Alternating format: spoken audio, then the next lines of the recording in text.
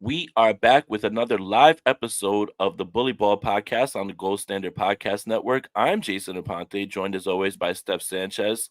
Steph, there's a lot to talk about. There's a lot of things that there's a lot of takes we're gonna give. It's a good time to be a 49er fan right now as they're in the driver's seat for the number one seed. But before we talk 49ers, Eagles, Cardinals, Seahawks, I have to tell you about our newest we're announcing our new YouTube partner, Community Tree Service.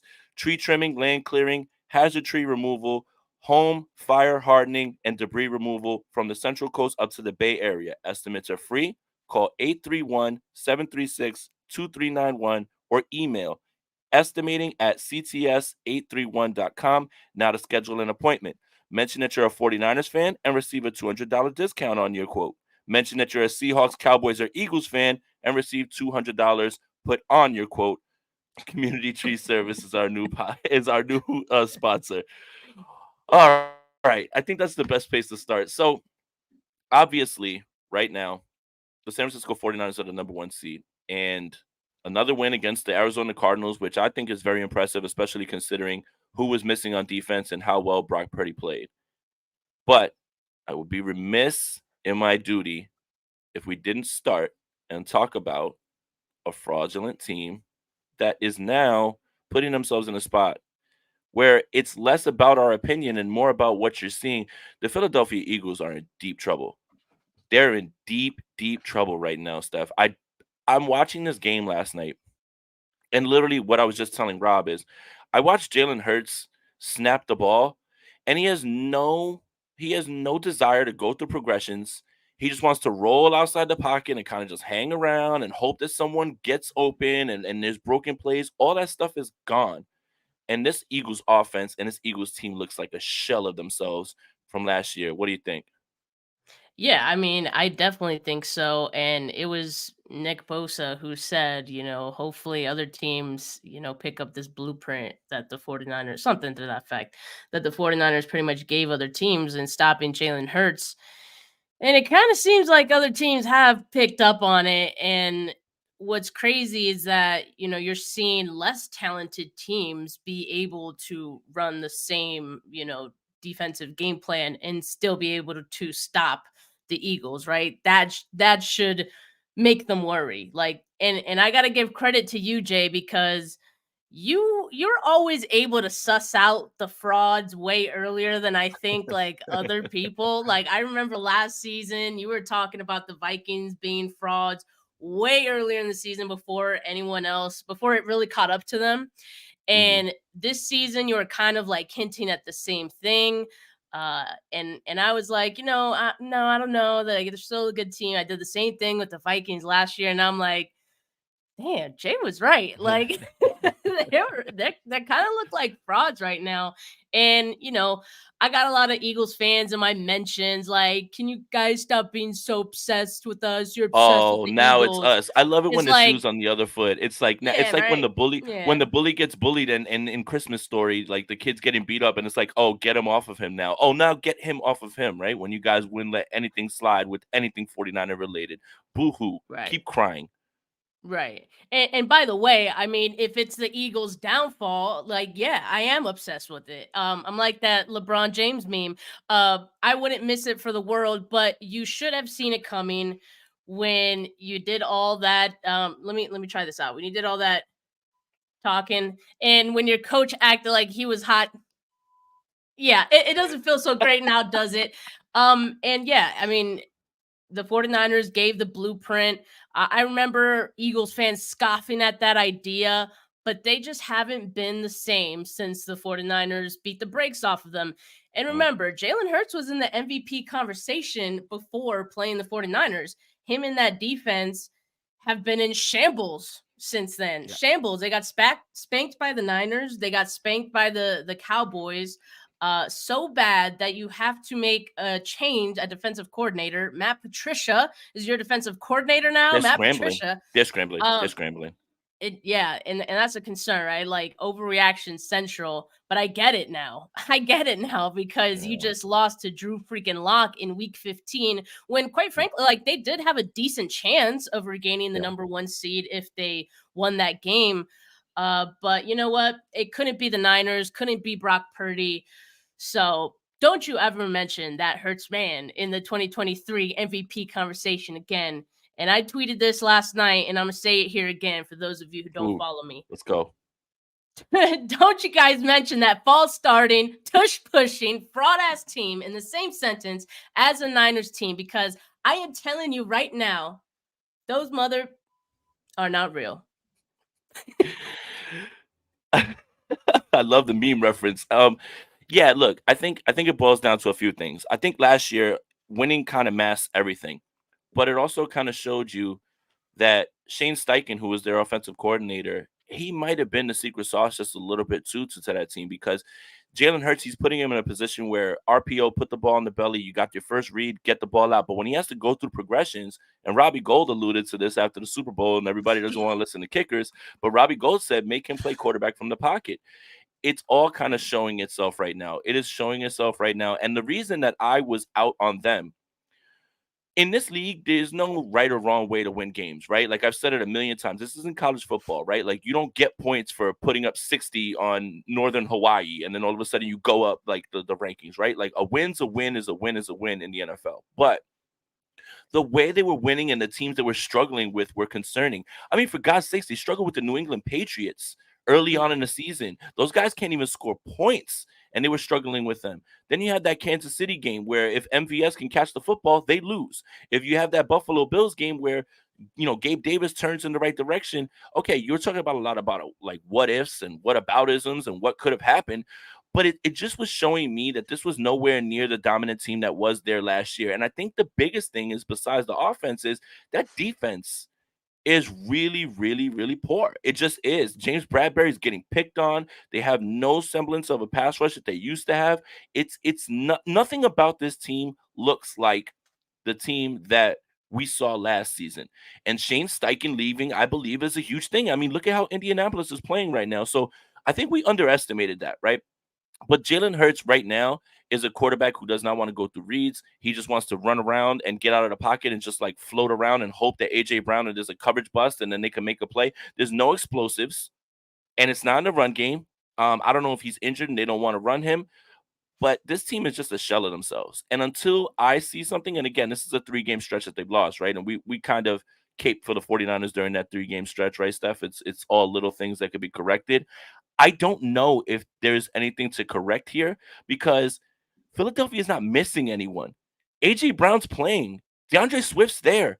Jalen Hurts is there. Their offensive line is there. Like if they were missing players on offense, I would say, all right, we have to wait to see what they're fully healthy. They're fully healthy. That's another thing that is crazy to me. Is there's no injury. Devonta Smith is there. Dallas Goedert's back. Lane Johnson left the game for a minute. But there's no secret, like, there's no little, like, change that they need, right? At least with the 49ers, we could say, well, they're missing Debo, they're missing Trent, and they're giving the ball away in the red zone. That can be fixed. I don't know what you fix with this team to make them look like the team that they were because I just don't think they are. So, I mean, look, this is a 49ers podcast, but the reason that we have to talk the Philadelphia Eagles is because this completely swung. And now the 49ers are in the driver's seat for the number 1 seed. It's not from, oh, we hope we can get the number 1 seed. The 49ers could even lose on Monday Yeah. against the Baltimore Ravens and still be the number 1 seed. That's how far ahead now they're getting, right? And then if you take care of business against other teams, you don't have to leave. You don't have to leave ever again the West Coast. So you'll have your divisional matchup, you have your NFC championship, and then you'll go to Vegas, which is a nice little drive from Santa Clara. I think that is what's really important. Yeah, it is. And I'm excited to talk about a team that actually won their game this weekend, the San Francisco Yes. 49ers, as they have Couldn't been be us. six in a row. And yeah, 88% chance now to, remain the number 1 seed. And it's a great feeling. The 49ers did take care of business. They had a losing streak of their own this season, right? But, they turned it around, and they turned it around when it mattered most. And a lot of things fell in their favor at the same time. And here's where they are. And it's hard to see another team knocking them off that spot based on the way they're playing right now. I mean, I know this past weekend it was the Arizona Cardinals and, bad record, bad team, whatever. But still, I still come away impressed with this team, and especially the offense. I think what we're seeing from the offense is that they can carry this team. And that was kind of what I was expecting out of this matchup, because I was like, the defense has a lot of injuries. The interior of the defensive line, missing two guys there, Hargrave and Armstead. That's nothing to sneeze at. Like that's a pretty big deal. I figured with a run first team like the Arizona Cardinals, they were probably going to have some success there. And that kind of unfolded, right? Like they had was it 29 points? So yeah, I mean, credit to them. But the offense just made that not even matter, because they can score at will. And again, yes, Yeah. it is Arizona Cardinals, but we've been seeing this against other teams, against way better teams. And that's just the way that this offense is operating right now. It's really hard to stop all of these guys that they have. It's an embarrassment of riches. Yeah, and that's the thing, right? Like going into this game, and to Gammon's point, thank you for the donation, buddy. What's the percentage we win the Super Bowl? Don't be bashful. I would say right now is sitting at 35% easily right now. I mean, the only thing that's going to be in the 49ers way is health. And I just if we're gonna keep kicking people while they're down, Dak Prescott, you are not in the MVP conversation either, because my quarterback could never get blown out like that on the road, right? And perform in that fashion, right? Couldn't be Brock Purdy, couldn't be my MVP candidate, because Dak, you're out now. And the Cowboys are who they are. No one ever is worried about them. They are big frauds, right? But right now, when you look at this team and you look at the way the defense was probably going to be missing people, and Mooney Ward being in the game was a little bit of I guess it was like a little bit of a surprise, because I had already kind of counted him out. But for me, you look at this offense and they're able to pick up the defense. And I think that's what's important, right? Like you have to pick up the defense. And that's what great offenses do, right? Like in years past, 2019, right? If the 49ers defense struggled, you you would kind of hope that the offense could pick it up.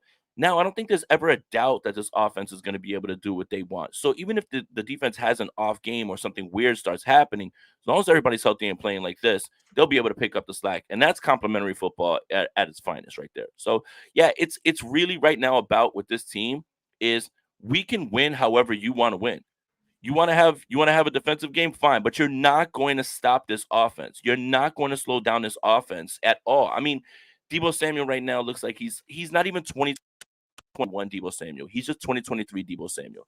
Christian McCaffrey, 22 touchdowns, and shout out to Raheem Mostert, 22 touchdowns. They're tied for the league lead. Um, it's it's any time any one of these guys can get what they want. George Kittle, Brandon Ayuk, but the engine behind it all right now. And I've got a hot take that I want to get off. Having an MVP vote, I've been kind of caping for Tyreek Hill. I watched what Miami just did without him.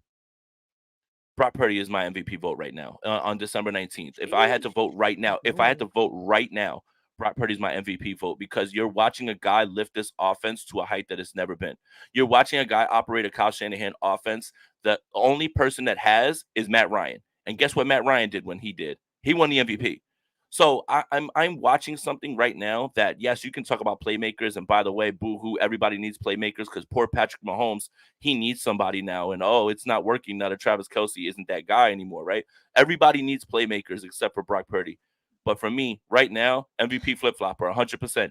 And that's the best part about this, right? Is you can go certain amount of weeks, right? Tyreek Hill was on Yeah. on his way to doing something historic, right? 2,000 receiving yards. Well, you miss a game now. You miss that other game. That offense looks bad. It kind of strengthened your case. Well, then I watched Miami roll on the Jets, and the Jets don't have a bad defense at all. I kind of saw them get around that with a week. If Brock Purdy ever went down, this team would be absolutely cooked. Yeah, I mean, it is a week to week league. And so even, heading into week 16, there's still some things that can change in that, right, Jay? I Yep. know a lot of people are talking about this matchup, 49ers Ravens, like, oh, like if Lamar, let's just say, has a great game against the Niners, like that Yeah. can, catapult him into, Hmm. being in that conversation too. Brock Purdy, on the other hand, could also solidify being the MVP favorite right now. I think he's at like what, minus 190 or something like that right Yeah. now Hmm. for MVP. So yeah, he's a clear cut favorite and he deserves it, right? I mean, when we saw Sam Darnold go in there, and albeit it was a few snaps, but he did let Oh, off a few throws there when Brock I, Purdy had to exit the game, and you saw it right away. You saw it yeah. right away, and Oh yeah. it was nice to see, because everyone has been telling us 49er fans and everyone who's Anybody pro can operate MVP. the Yeah, offense. exactly. I can go out there and No, you score can't. 4 touchdowns. No, you Yeah, no, can't. you can't. Neither can Sam Darnold. And so yeah, it's just gratifying to have that point made on the field. You see it. So it's so different. It's so different with Brock Purdy out there. I just feel so confident in this offense and in the quarterback play right now. I think Kyle Shanahan feels the exact same way. I mean, he has said as much as well. And it's just awesome. I mean, even Christian McCaffrey is probably up there for MVP consideration too. And he deserves to be in that too. Now, do you feel like both of those guys being in the MVP conversation kind of like hurts the other? Like, I don't know. Like, is it fair to say that two teams can have one MVP It could or two? absolutely. Sorry. It could absolutely like they could victimize each other with votes, right? Because it depends on where you land on this, right? What Christian McCaffrey is doing, 22 touchdowns, is just insane, and it is. I, look, if Brock Purdy doesn't win the MVP, I don't care because he's gonna Yeah. be in a game in Vegas that matters and not the Pro Bowl, right? So win that MVP and I'll take that, right? But as 49ers fans, we're not gonna let anything slide, and always there's gonna be something to be upset about. But yeah, they are gonna cancel each other out because it depends on where you land on this or the like this right here, right? Because there is an argument to be made that when Christian McCaffrey did join this offense, even when it was being operated under Jimmy Garoppolo, the offense went to another level, and it did, and that's 100% true. But what you're doing now is something that I think Steph hit on a great point. I have no worry about this offense, right? None. And I think that at any time they can get whatever they want, and I think that is something that we haven't had confidence in. And I'm going to say this since Steve Young was the quarterback. And that's not to knock Colin Kaepernick, Jeff Garcia, right? Like there's something right now about this offense that has defenders in shambles, and it's so funny because it's just like, well, slow down this guy, cool, take one away, take this guy away. Like everyone knows the ball's going to Christian McCaffrey, nothing you can do about it. Everybody knows that when Debo's got the ball, nothing you can do about it. That's this offense right now is for the first time in Kyle Shanahan's era, for the first time, far ahead of the defense. And the defense played very well at certain points in this game. And that's kind of crazy because in 2019, it was all about the defense, right? 2021, all about the defense. Right now, the defense is kind of just there and the offense is the star of the show. It's crazy to me that we're living in a time like this. And I can't believe this is my life. I can't believe this is my life. Yeah. I mean, you mentioned like teams literally game plan all week to stop Christian McCaffrey, and yet he can score 7 touchdowns on the season against one team, the Arizona Cardinals, right? Like that's pretty crazy. I'm starting to get the same or similar sense with Brock Purdy and how teams are game planning against him, because what was it before? It was like, oh, let's blitz him to death. Okay, he diced up the blitz a number of times. Okay, well, maybe that's not going to work. Okay, well, the Arizona Cardinals this past week said, we're just going to drop everyone into coverage. That didn't work either. That did not work either. And so I think even for Brock Purdy, it's kind of like, how do you really stop this guy? How do you stop this guy? How do you stop this offense? And so that's another reason to feel super confident in this team, because it just seems like the 49ers are going to figure a way out of anything. No matter what you show that maybe might be working, okay, let's try this, and then that's going to work, right? And so both of those guys had really great games. Brock Purdy, it was his homecoming game, 4 touchdowns, 9.7 yards per attempt. Under pressure, he was 8 of 10, 138 yards, 2 tutties.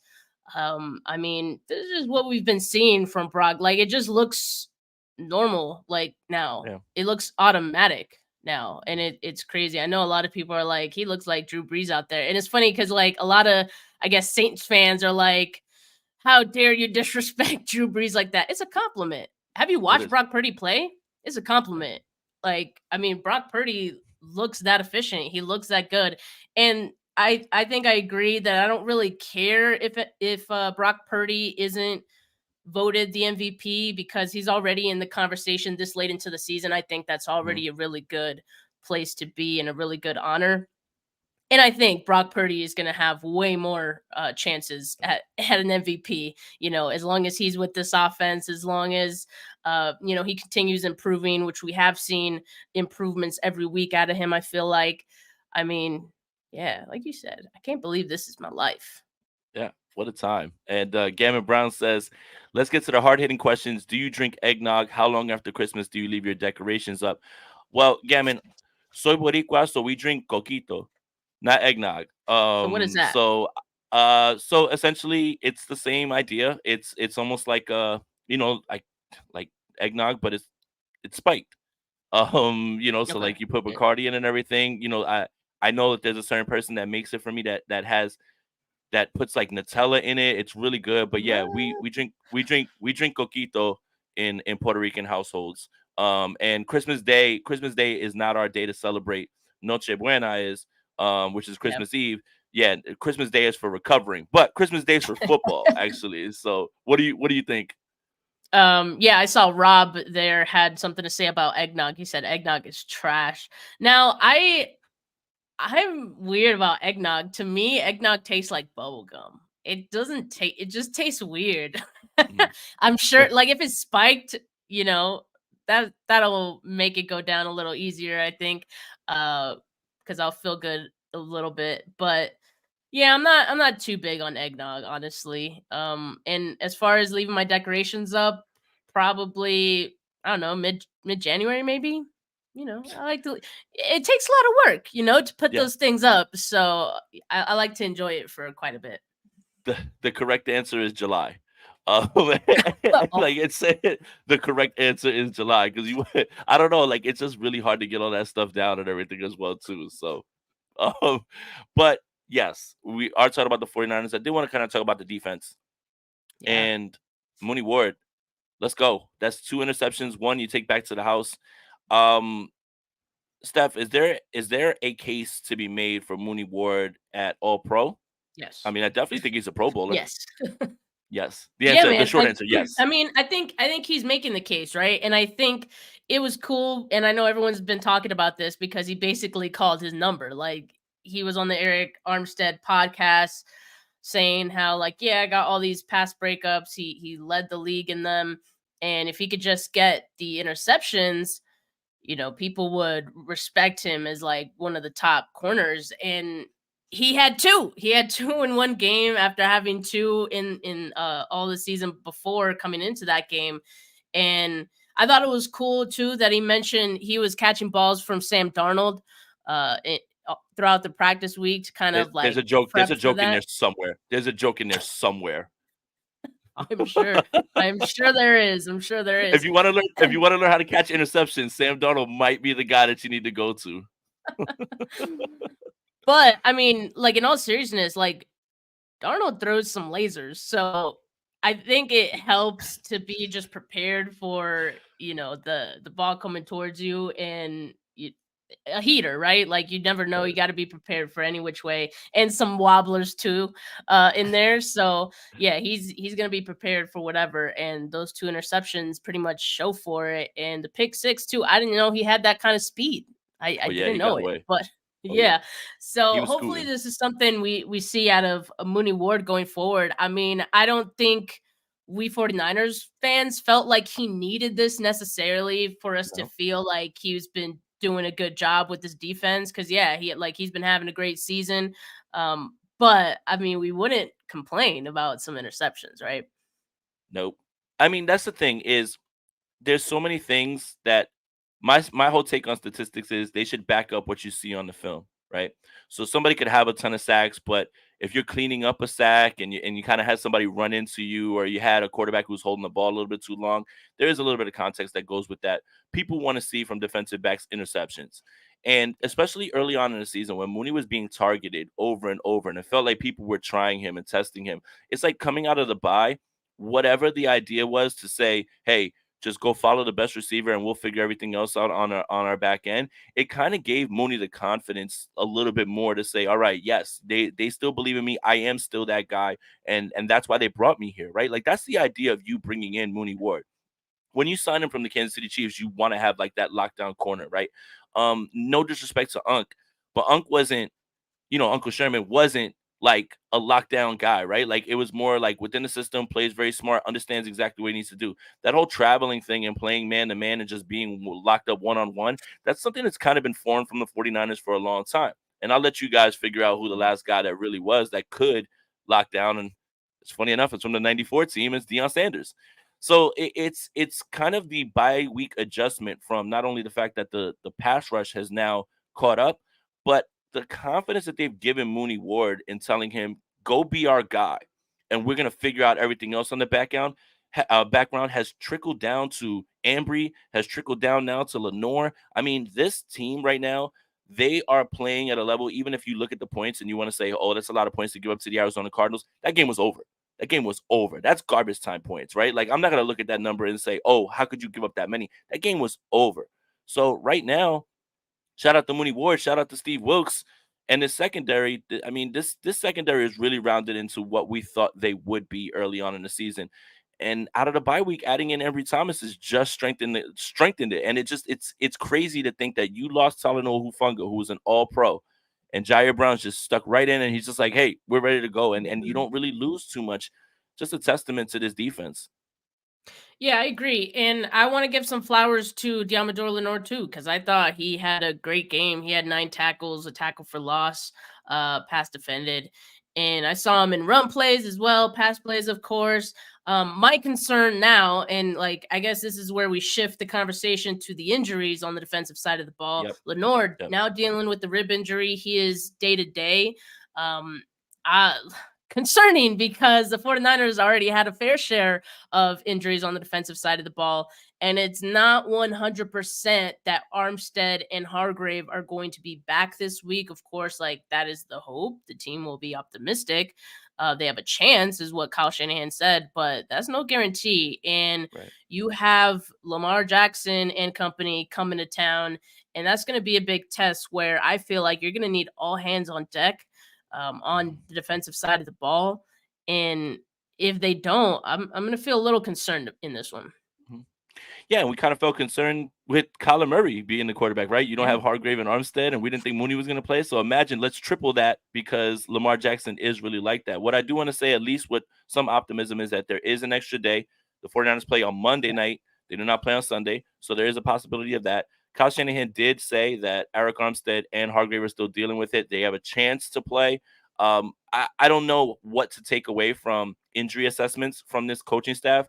Some guys are fine and all of a sudden out for the year. Some guys look like they're out for the year, like Mooney, and then all of a sudden he's playing. Well, not out for the year, but that injury looked like it was going to be at least a week or two, right? Like it felt like it was going to be something like that. But yeah, they do have an extra day. It would be a blow to lose Lenore because on the back end for the Ravens right now, Odell Beckham's kind of turning it on. Obviously Zay Flowers is probably one of Lamar Jackson's best weapons. I think the most interesting matchup in this game is going to be how the 49ers match up with Isaiah Likely. Obviously, this isn't Greg Roman's offense, right? This is Todd Monken's offense, which is a lot of vertical passing. But Isaiah Likely is a baller, and Lamar Jackson seems to be locked in on him. So it is going to be something to watch. Who's going to be able to cover him? Is it going to be Fred? Are you going to do a multitude of things? Are you going to try to shadow somebody over the top? I think that's really important. Obviously, they just lost Keaton Mitchell for the season. The Baltimore Ravens did. So it's just always the threat of Lamar just being able to make plays and move around. But I do want to say this. I actually feel much better about this game because of what the Los Angeles Rams were able to put on film and do in that game. Sure, they gave up a lot of points, but they were in it. And for a little while, that offense was flummoxed and they couldn't figure out how to beat certain things. So I'm going to go back and watch that so I can like try to hone in on at least a little bit more. But I do feel a lot better about it because Lamar Jackson and the Ravens are so good against first-time meeting NFC opponents. It's the AFC opponents that tend to give him trouble because they see him much more. But the Los Angeles Rams gave them everything they could handle in Baltimore. So I think that's going to be interesting to go back and look and see what little things they did. Did they leave someone to spy? Were they playing a little bit more cover two shell, keeping everything in front of them and then rallying to the football? So it's going to be interesting to see that. But I do think there's a little bit to be taken away from the Los Angeles Rams against what they did against them. Yeah, I mean, I haven't watched a lot of Ravens games this season, so actually watching them, I think it was Sunday night, right? Yeah, against the Jags. The Feel Jags. like even that game, I know that the Ravens won 23-7, but even that game, I was watching the Jags, who, at times struggle on offense. I felt encouraged by that even because they were making some plays, or the plays were there. There were just some weird things that happened, and situationally not sure what the Jags were doing in some spots, but I think the 49ers could definitely have their way against the Ravens defense. Kyle Hamilton is a dog Yes. on their defense. So Yes. he's maybe the one guy you really got a game plan around. And you mentioned Isaiah Likely. Normally I feel really good about the 49ers going up against any tight end, but this past week, I mean, we saw Trey McBride have 102 yards and on 10 receptions. He's been a huge part of, the Cardinals offense as of late, right? And so kind of we're seeing the same thing out of Isaiah Likely. His role is growing each and every week. So I was a little concerned to see that, because I actually, going into the game against the Cardinals, I was like, I think the 49ers are going to be able to limit Trey McBride because they're so good against tight ends. You got Fred, you got Greenlaw. But then lo and behold, he kind of went off and did his thing. So the 49ers are going to have to be careful to, keep Isaiah Likely under wraps. And I think I want to segue this next talking point into missed tackles, because you mentioned Keaton Mitchell. Yeah, he's out. That's a tough blow for them. But they still have Gus Edwards, and Gus Edwards is hard to bring down too. Lamar Jackson is hard to bring down too. And so I think if the 49ers are going to continue to struggle with missed tackles, and they had 16 missed tackles against the Cardinals this past week, and that number has steadily increased for the past 3 weeks. It's a concern for me, right? So they got to get something together. I think they could do it, right? Like they didn't forget how to tackle, but you just know this is not the game to mess around and think that you're going to be able to miss 16 plus tackles or anything in that vicinity and feel good on defense. Yeah, that's a hell of a point. And it kind of went away for a little bit. And again, masking, covers everything up. It's just a time where you're just like, hey, well, whatever, they missed a bunch of tackles, but they, won by 20 points, whatever it is. This is absolutely not the week to start missing tackles. This is absolutely the week to, the thing that scares you the most about running quarterbacks is obviously the off schedule things and the things that they can hit downfield, but it's those back breaking third down, first down runs. Like that is the stuff that like keeps a drive going. You do everything right on the back end. You have coverage everywhere. You even get close to Lamar Jackson. I mean, Aaron Donald had Lamar like 2 and 3 times ready to wrap him up and bring him down. Never got a sack, right? And that's Aaron Donald, right? And then you're watching this team and you're watching even Fred Warner miss tackles. It is concerning. And this is not the week for this to happen. Having said that, I do like, they flashed KP's tweet up here. I do like the idea of saying, I don't know what's going on. Is it bad angles? Is it poor technique? Could be a multitude of those things. Could be one, everything, right? Could be all those things. So I don't know how you fix it, right? But again, to Steph's point, this is not the week to start messing around because Lamar will make you pay. And not only Gus Edwards, Justice Hill, right? Like all these guys are not going to go down easily. The running game is really important to the Ravens. But Lamar, man, it scares you because on third down, when you have everything covered, when he has nowhere to throw the football, he can still keep the drive going with his legs. And it puts so much stress and pressure on his defense to get off the field because he can just do that with his legs. And then by the way, all you got to do is get it near the 50-yard line, and then you got a kicker who can kick it through the stadium. So like the Ravens have a lot of ways that they can beat you and keep themselves in games. This for me feels like a Super Bowl preview. This for me feels like, getting our lick back for the Harbaugh Bowl, right? Like for that one, like it does feel like the Baltimore Ravens are starting to separate themselves a little bit from everyone else as the team to beat because, we're talking about their offense, but we're not talking about their defense at all, right? And their defense, they've got a bunch of studs. I mean, I don't know who let them, draft Patrick Queen. I don't know who let them trade for Roquan Smith. It's just like, what are we doing here? How much help does Lamar Jackson need? So again, it's going to be a lot of things, but I do think this is going to be a Super Bowl preview. And the 49ers don't have to win this one because they'll still be in the first seed. But it's not a must win, Steph. I'm gonna label it what I usually label it. It'd be a lot cooler if you won game than a must win.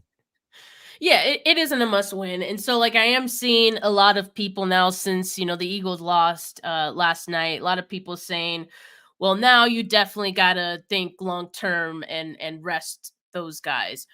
Honestly, I don't think the 49ers would put guys who are hurt in jeopardy anyway, even for this game. Like I don't think they would have seen this as a must win game, even if the Eagles won, just because they do have that advantage over the Eagles. But yeah, I mean, it is nice that they could be a little more cautious with some of the guys dealing with injuries, and you don't have as much pressure.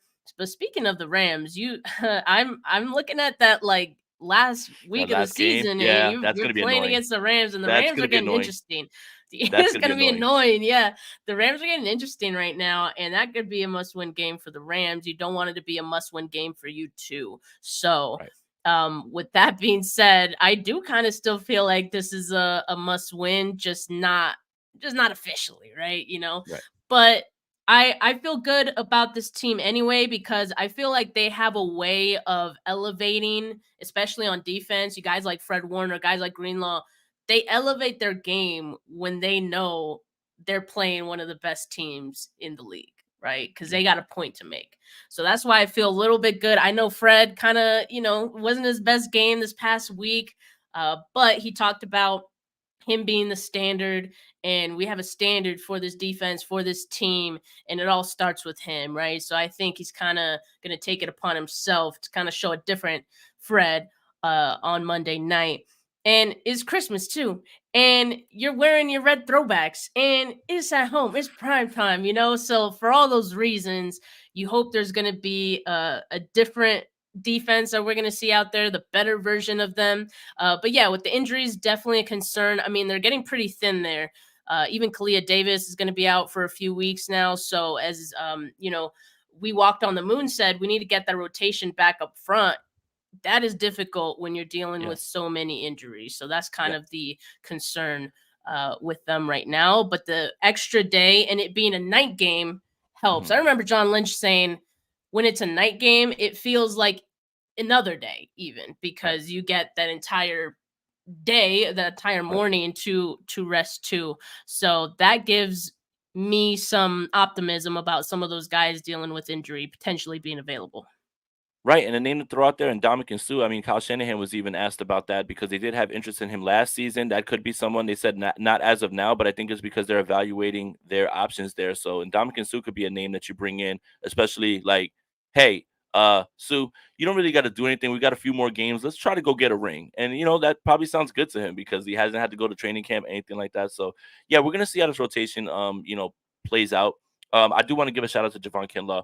Again, it just feels like this has been such a good season for him. He's been afforded an opportunity and he's been capitalizing on it, man. It's just really cool to see as well too. So for me right now, this is a Super Bowl preview, and I believe it was Scott Broyles comment. What if Buffalo stays hot? Yeah, Buffalo looks like they figured some things out as well too, and that's what's funny about this week to week league. Kansas City is always going to be in the back of people's minds as the boogeyman because of Patrick Mahomes. I have a tough time right now with them because he looks so frustrated right now. It never looks this hard. It never looks this hard for the Kansas City Chiefs, and everything looks hard. It looks like it's a struggle, right? Travis Kelsey clearly isn't the same guy. Rasheed Rice is playing very good football right now. Actually, he's kind of stepped into that role, but everything kind of looks like it's a slog and it's a little bit different, right? And it's a difficult, and that's something that we're not used to seeing because we're just used to seeing him do whatever he wants. But that's AFC. You would think about that down the line when you get to the Vegas Super Bowl. The Dallas Cowboys get blown out by the Buffalo Bills. We already knew they were not like that, and I don't want to hear about Dak Prescott or that team anymore. Couldn't be my team. Philadelphia Eagles lose to Drew Lock. Imagine Brock Purdy losing to Drew Lock. They would have tarred and Couldn't be my feathered him. Let QB. alone couldn't be my Couldn't be quarterback. my And QB. if I was a fan of a team, I just wouldn't allow them to lose to Drew Lock. That's just me though. That's just me. Simply Like that's just what I would do. simple. Um, but I think Philadelphia fans, it's okay. I think what you should do is you guys should huddle around the Rocky statue. and like, kind of just pray, because I did hear, this is like from inside sources, I did hear that the Rocky statue has a single tear coming down now, and it's actually coming down now because you care more about a fictional character than an actual boxer. I'm not letting that Rocky Balboa thing go. Who cares? Go over there, put whatever you want on it. Put a jersey, put whatever you want. You're not gonna lose because of that. You're not gonna win because of that. So shout out to Rocky Balboa. Actually, shout out to Sylvester Stallone. He's the actor.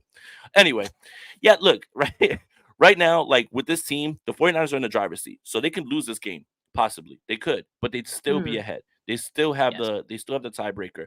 So they are in the driver's seat. And this thing is completely flipped from, well, we hope they can get that number one seed. And well, now it's kind of right there in front of them. And I think Heidemann says, Jason, do you like Rocky movies? I do. I do. I think they're great. I think, I've liked all of them. I just find it funny that a city would immortalize a fictional character when Joe Frazier is an actual boxer from Philadelphia and he beat Muhammad Ali. Yet let's immortalize a guy who lost the first fight Yeah. and he lost 23 fights. So let's just make sure we keep saying that as well too. But it is kind of cool to see the 49ers in the driver's seat. All they have to do is largely beat the health issues and just keep winning football games and just keep doing what they're doing, Steph. So it's like the season has kind of gone in waves, 5 straight, 3 straight, 6 straight. It's crazy to think that when this team is playing like this and they flip the switch, regardless of the injuries and regardless of the opponent, they're always going to be favored. Even right now, 5.5 point home favorites over the Baltimore Ravens on Monday. Yeah, that's crazy. But it's deserved, right? Like they've been playing like it, and when you pretty much smack the other good teams in the NFL that have similar records to you, that's the treatment they deserve to be Mhm. favorites in every single game, right? So it isn't disrespect to the Ravens or anything.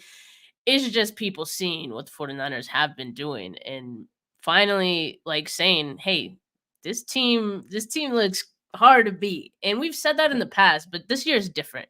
This year is yeah, different because it's more balanced and we are seeing the offense carry in.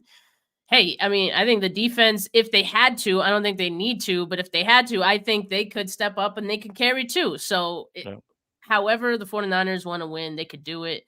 Um, and we're just along for the ride, man. I'm getting ready to go to Vegas. That's what I'm Yeah. getting ready for. Yep, right after the Senior Bowl, straight to Vegas. Look at us, and Yeah. on top of that, the draft content's going to be crazy, out there being in Mobile because the 49ers have picks again. So everything's kind of just lining up right now. We're gonna be The looking at content. tackles. We're We're gonna gonna be be looking looking at at tackles, offensive wide linemen. receiver. We're gonna be looking at players. Like we're not gonna be sitting in the stands in Mobile like, oh God, how much longer in this practice? The 49ers actually have picks. So Mhm. yeah, and then even Thomas said, shoot, even Bernard Hopkins is from Philly. Exactly, Bernard Hopkins is a real boxer from Philly. Like, make the statue of him. My gosh. Um, but yeah, I think we've done enough cooking with the Eagles. I think the media right now kind of putting them in a box where they don't believe either right now. And there's a lot of things going on with them as well too. But the media is also looking around at the San Francisco 49ers and saying they're the most complete team. And when they're on and they're healthy, you can't Mhm. beat them. And it's just, again, I want to shout out Debo Samuel. My God, man. That throw It's from beautiful. Brock Purdy. Now we're doing back shoulder fades. Like we're not like now we're like, what next, right? Like I see Debo Samuel catching fly patterns. Now he's just running routes and just catching the ball on the back. Like it's a beautifully timed throw. Debo, like again, it's not 2021 Debo, it's 2023 Debo. And he's been incredible, man. It's just this stretch right now. If you have him in your fantasy football team, you moved on into your next round of the playoffs because he's just carrying your team right now, probably at this point. Either him or Christian McCaffrey. But my God, Debo is hooping, man. And I'm amazed right now at what I'm watching from him.